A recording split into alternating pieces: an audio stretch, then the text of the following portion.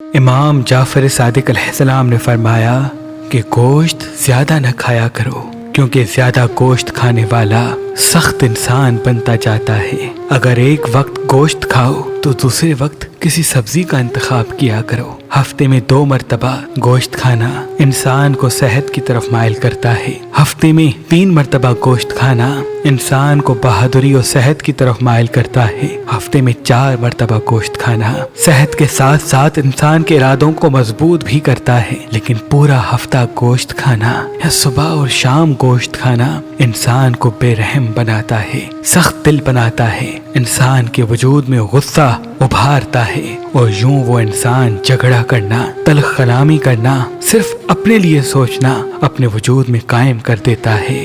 تبھی ایک ہی دن میں 2 مرتبہ گوشت نہ کھایا کرو، یا ہفتے میں صرف 3 سے 4 مرتبہ گوشت کھایا کرو۔ انشاءاللہ تم صحت کے ساتھ ساتھ نرم دل اور گفتار میں اخلاق و محبت رکھو گے، اور اسی عمل سے کامیابی کے اسباب تمہاری زندگی میں آتے رہیں گے۔